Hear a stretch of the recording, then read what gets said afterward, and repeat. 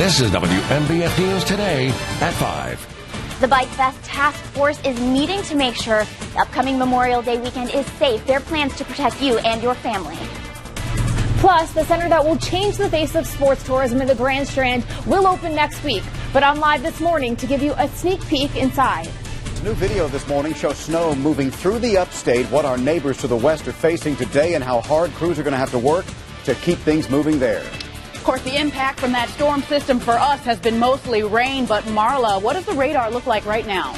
Well, all that heavy rain that probably woke you up overnight is now well off of our coastline. We do have a few little lingering showers, primarily across Lumberton, Robeson County. So I-95 as you cross the state line up through Robeson County. And then also a few scattered showers in Marion, Mullins, over into Green Sea in Horry County, and a couple stretching along 501 as you head from Conway into Aner. But even these light showers are moving out quickly, and once they're out of the way, we are done with the rain, thank goodness, and we can put any threat of winter weather behind us as well. But we are still going to deal with the wet roads early this morning. A live look from our Florence Darlington Technical College camera. That again, that chance for rain really diminishes throughout the morning. Now, once this rain moves out, it is still going to stay cloudy and a little bit misty, so expect the roads to be wet through your morning commute. I'll have an hour-by-hour look at the day ahead and a sneak peek at the weekend coming up at 5:15. All right, thank you, Marla. And you know, this winter weather has several school delays in the PD that you need to know about this morning.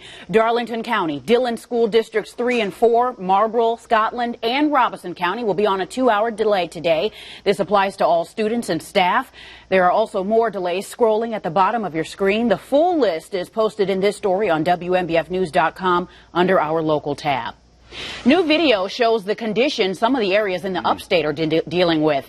Inman, which is near Spartanburg, was dealing with snow, ice, and freezing temperatures.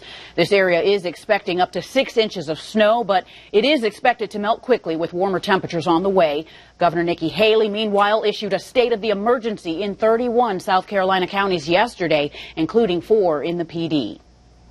Well, we might be dealing with some rain, but our friends in the upstate and far west are dealing with much more serious conditions this morning. I checked with SCDOT, and leaders say in many areas the main roads and secondary roads are covered in ice and snow this morning.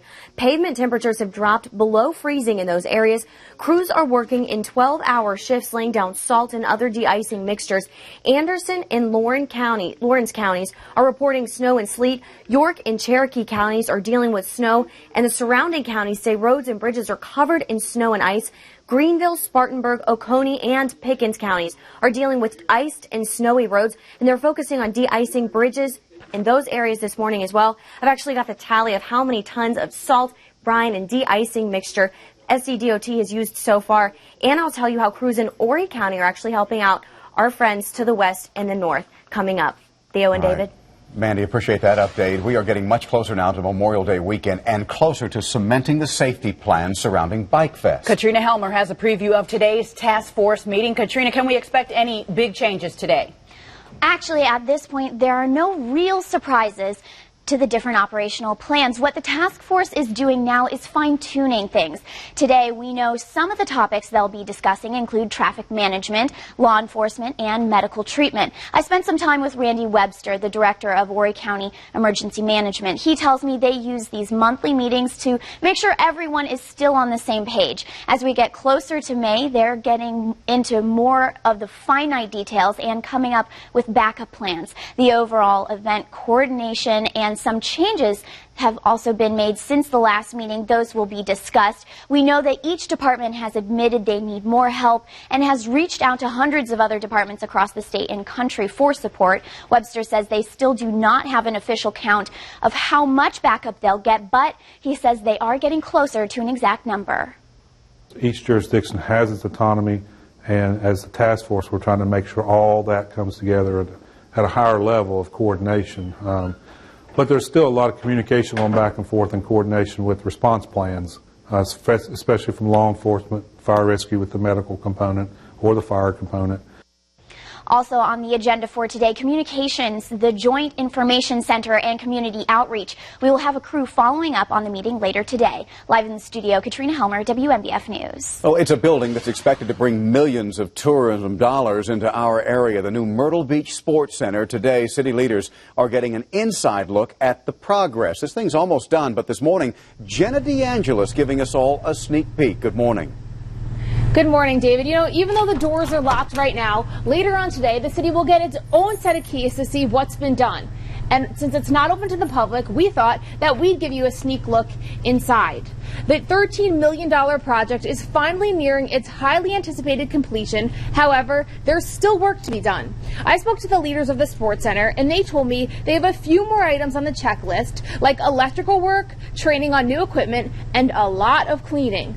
All of this should be done in time for the first event, which is next weekend. This upcoming volleyball tournament will make use of the 16 volleyball courts inside the Sports Center. It also features 8 basketball courts. Center and city leaders say opening the Myrtle Beach Sports Center is going to change the face of sports tourism for the Grand Strand.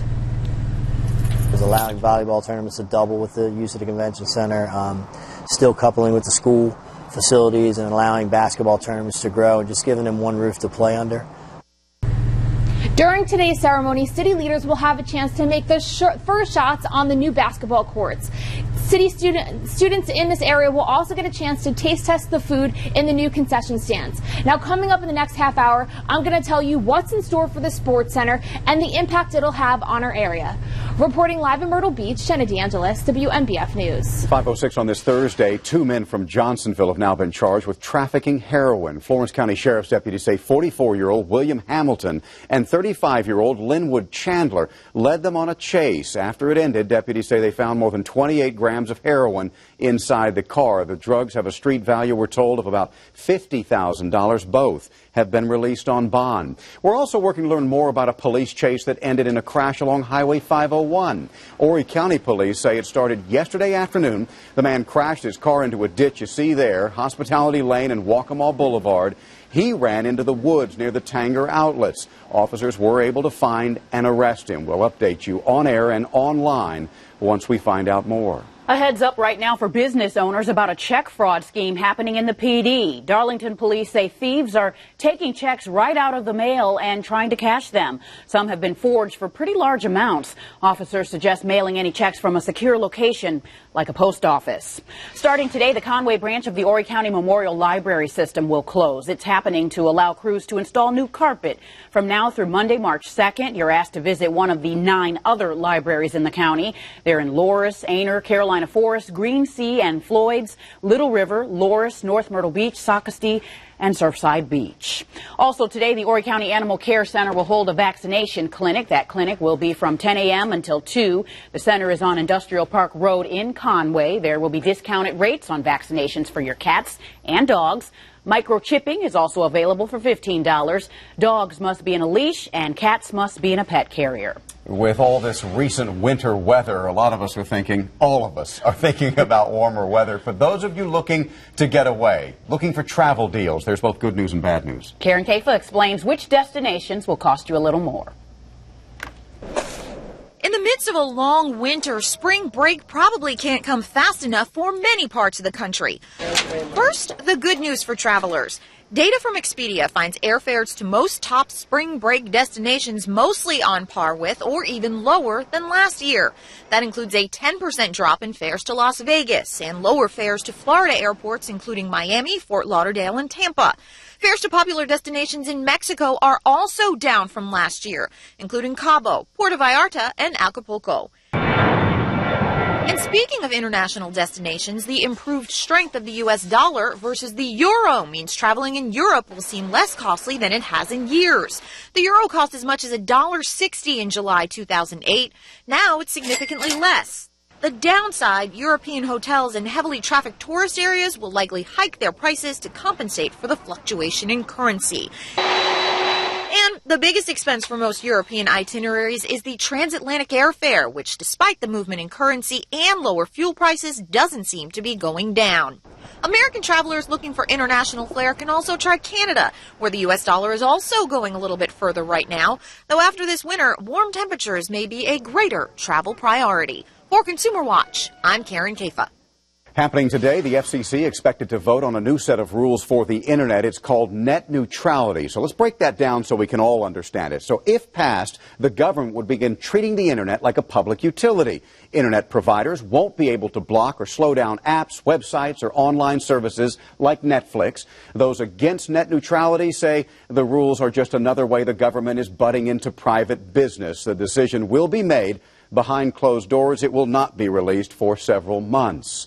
The trial for the suspect in the Boston Marathon bombings will begin next week. Jury selection for the trial of Johar Tsarnaev ended yesterday. Opening statements expected to begin this coming Wednesday. Tsarnaev, accused of the attacks in the Boston Marathon back in 2013. 3 people were killed in the bombing, more than 260 people hurt. If convicted, this guy's facing the death penalty. New home sales were pretty much flat in January. The Commerce Department reports there were 481,000 sold last month.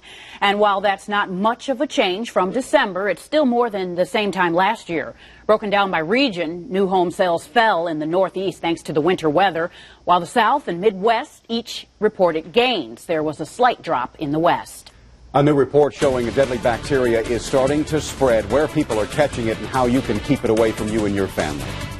And don't expect to see much sun today. A cloudy day is ahead. What this means for our temperatures coming up in 2 minutes.